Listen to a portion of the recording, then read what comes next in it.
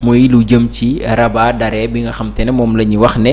kon ci 1er juillet bi ñu dëgmal dossier bi nga xamante ne moo war a daal di wala bokk moo doxoon ci diggante kii di Ousmane Sonko ak ki nga xamante ne moo di Mame Mbaye Niang war nañ ko daal di ubbiwaat foofee ca cour suprême ngir ñu daal di saytuwaat xool décision ya nga xamante ne moom lañ ci jëloon ginnaaw ay contestation yoo xamante ne ñii di avocat yi doon layool kii di Ousmane Sonko ñoom contesté woon nañ ko ci jamono joojee rawatina décision ya nga xamante ne jëloon nañ ko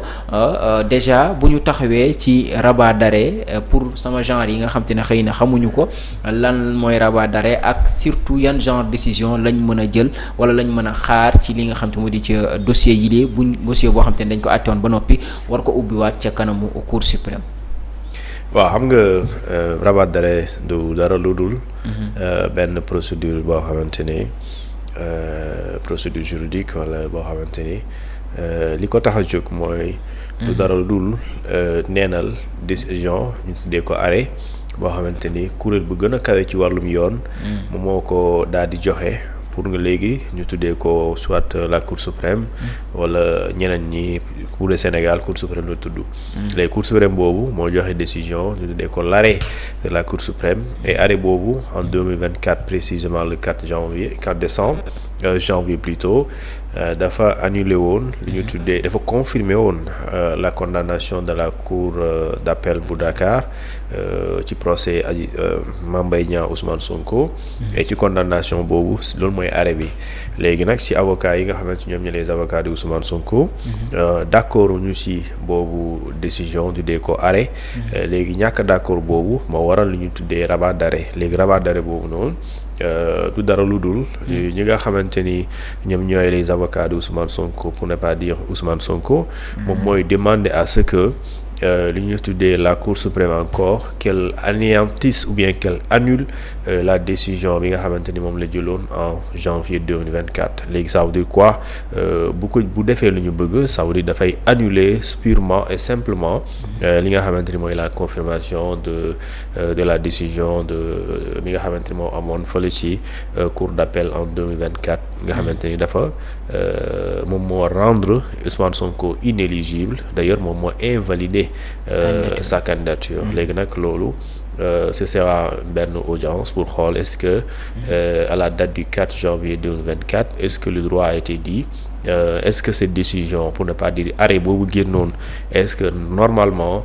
c'est un arrêt qui s'est fondé ou bien qui est tiré du droit ou bien est-ce que loolu la yoon wax léegi nag su boobaa il reviendra aux avocats de Ousmane Sonko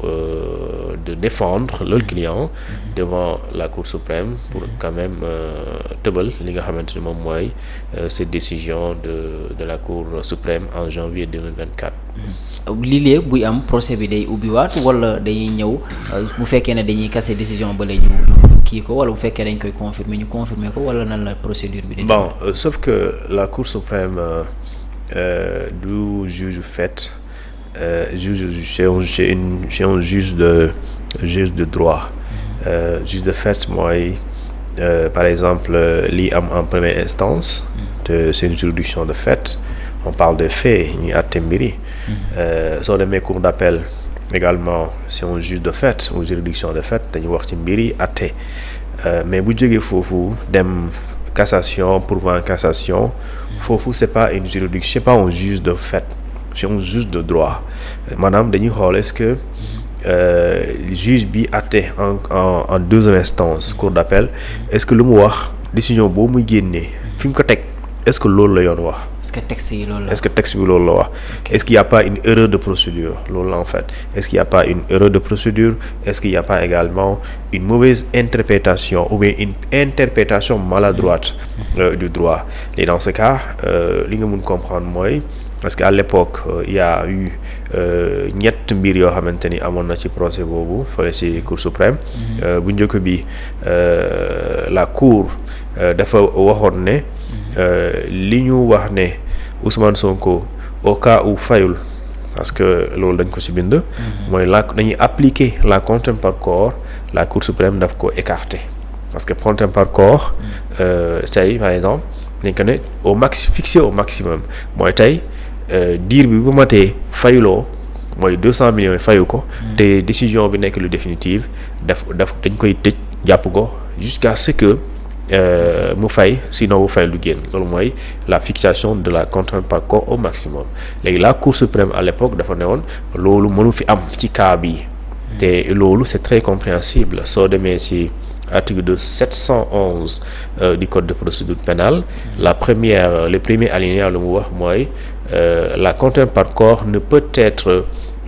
appliquée, d'accord, en matière d'infraction politique. La diffamation, c'est une infraction politique. Ça veut dire que si la diffamation est une infraction politique, alors qu'il est poursuivi pour injure et diffamation, et condamné pour diffamation, cette diffamation est une infraction politique. Donc, nous appliquer la contrainte par corps. Donc, en matière, donc de manière très simple, juridiquement, il faut que Ousmane Sonko sukkandiku moo tax mu waxoon Mame Mbaye Niang doo laal fukki dërëm. Du parce que dafa am doole du parce que dafa xam ne dafay gagner, mais xam na ne mënu ko appliquer. Ok, donc peut-être ci ay textes ak yooyu la sukkandiku. waaw foofu la sukkandiku parce que fii ba 100 ans bu la fayal 100 millions yi mënoo ko appliquer le contrainte par corps parce que loolu la texte bi wax article 711 et c'est ça. Léegi nag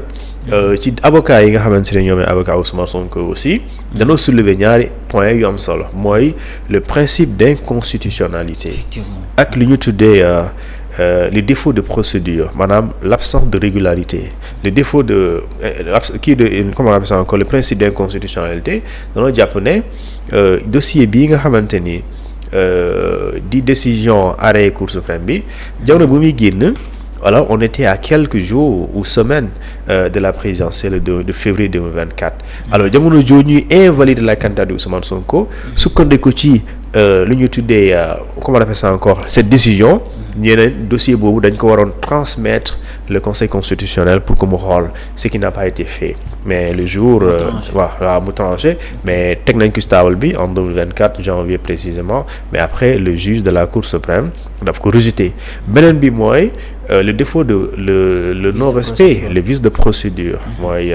l'absence de régularité. Tout simplement c'est quoi mooy jàpp nañ ne leur client Ousmane Sonko n'a pas reçu de citation directe, maanaam excusez-moi, de citation à comparaître mooy jotul lu ñuy tuddee convocation bi wane ne Ousmane Sonko jour tel am nga lu ñuy tuddee procès fële nga xamante moom mooy cour d'appel cour d'appel bu Dakar. Donc dans ce cas lu ñu bëgg a wax foofu rek mooy seen client bi fixé nañ ko procès mais en réalité amul kayit bi wane ne moom woo nañ ko pour mu ñëw fekkee. Et alors loolu aussi mën na nekk ce que juge bi jàppee s'il tient à ça peut être un motif d'annulation purement et simplement de la procédure bi nga xamante ni moom moo nekk pendante devant le tribunal ou n'est pas devant la Cour suprême. Donc si ñaari points yooyu ci la avocat yi war a mën a sukkandiku ngir xëy na faire annuler cette décision là. Effectivement tey si aujourd'hui jàpp nañ ne le dossier devrait être transmis au Conseil constitutionnel qui à partir de l'arrêt de la Cour suprême a invalidé la candidature de Ousmane Sonko parce que considérant que Ousmane Sonko n'était plus éligible parce que tout simplement Ousmane Sonko également avait perdu son droit de vote et son droit d'élection. Dans ce cas foofu la Conseil constitutionnel sukkandiku léegi nag yow sukkandiku ci décision boo xamante ni joxuñ le dossier bi ça c'est problématique. léegi nag yow da ngay jox ne waaw non daan nañ ko donc buñ ko daanee code électoral bi nee na su la daanee benn peine boo xamante ni ne serait-ce que sursis d'accord supérieur ou égal à 6 mois avec sursis. Dans ce cas si la décision elle est définitive ok dootoon nekkati li nga xamante ni moom mooy qui éligible donc tu peux pas être candidat donc tu as perdu ton droit d'élection donc mënoo nekk ki ñuy fal ci benn élection pendant une durée de 5 ans à moins que la loi soit modifiée. Léegi nag par rapport au vice de procédure dans ce cas c'est-à-dire que tey nit ki boo koy atte mais da nga koy yëgal c'est-à-dire que mënoo fixer procès concernant 2 parties ok partie bi yëg ko nga parce que ni ngay yéegee procès du tama booy tëgg lettre la kayit la dafa am lu ñuy tuddee convocation ou citation à comparaître d'accord loolu lañ lay jox nga dem nga xam ñu bind la date bi heure bi ñu la prions de comparaître à la date du tel devant et cetera pour ñu àtte la. Léegi nag bu fekkente ni amuloo kayit googu noonu alors mooy que ne àtte nañ la. Bon mën nga wax yëgoo ko quand je dis yëgoo ko parce que mënoo àtte Ousmane Sonko te coow du am mais amul kayit buy firndale moom dañ koy àtte mais adduna bi yëpp xam nañ dañ koy àtte parce que jour boobu le 4 janvier 2024 moo nekkoon jour du procès tout le monde savait que ce jour-là ñu ngi àtte Ousmane Sonko mais Ousmane Sonko en réalité amuloon kayit bi wane ne moom dañ koy àtte le 4 et loolu c'est également c'est un défaut de procédure pour parler de la régularité de la dite procédure. Et peut-être l'avocat général dans tout ça. L'avocat général xam nga l'avocat général n'est rien d'autre que le procureur dafa rôle procureur la am. Et comme tout procureur de la République ou procureur dans un procès, il défend la partie civile. moo tax à l'époque quand su ma juumuloon c'est Ousmane Diagne moo nekkoon l'avocat général xawma dafa ne woon nañu invalider décision bi nga xam ne mooy la décision de la cour d'appel. Jamono jooju ñëpp commencé tàccu waaye mais attends justice changé na di léegi justice Ousmane Sonko lay faral. alors moi ma ne mais gars yi daa mel ni comprendre duñu c'est-à-dire que Ousmane Sonko même bu jotee woon bu waxoon ne moom dañ koo tooñ. procureur bi moom ci côté am la war a nekk parce que yoon loolu la wax. tey Ousmane Sonko bu demee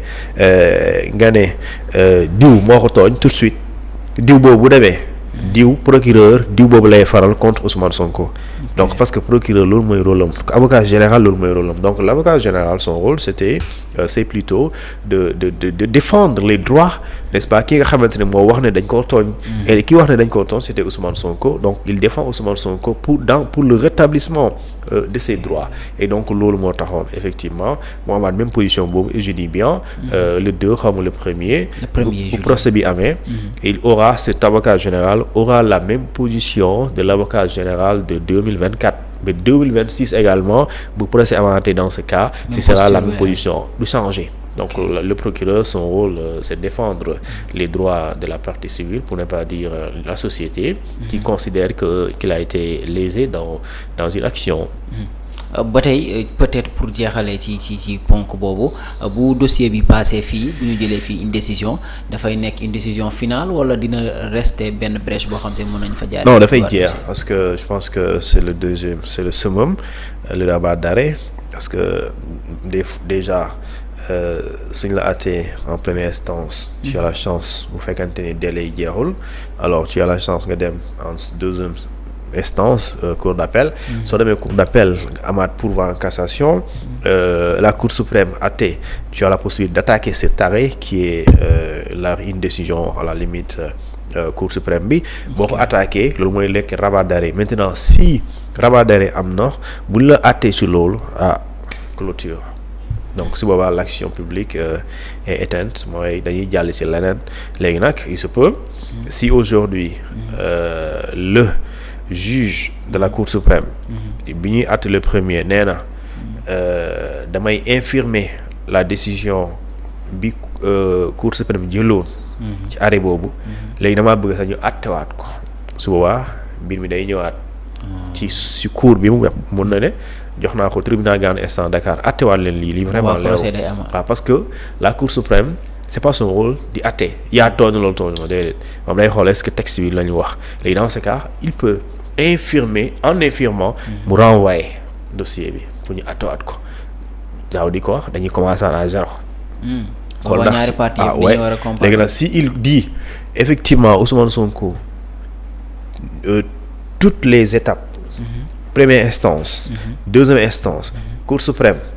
ba pourvoi en cassation ba tey yi rabat bi nii li gars yi waxoon loolu laa wax maanaam yow yaa def tu es coupable de diffamation effectivement jeex na ça veut dire que Ousmane Sonko dootul amati beneen voie de recours parce que dafay épuiser toutes les voies de recours donc la décision elle est là pour elle devient une décision finale et day nekk lu ñu tuddee l'autorité de la chose jugée maanaam dootul amatu beneen pexe li am rek mooy daan nañ la voilà. foofu lay yem maintenant bu ñu ko renvoyé fële moom procès bi. bu ñu la renvoyé fële en vue de jugement. ça veut dire que ce sera comme si musul am ñu àttewaat et cetera mais loolu bon c'est une longue histoire. Ouais, d'accord merci beaucoup Thioune merci également à tout le monde ngeen wéy di partager waaye également surtout ngeen di aimer jotaay yi bu ko defee ñu daal di wéy ak yéen ci li nga xam te moo di ci waxtaan wi da aborder waat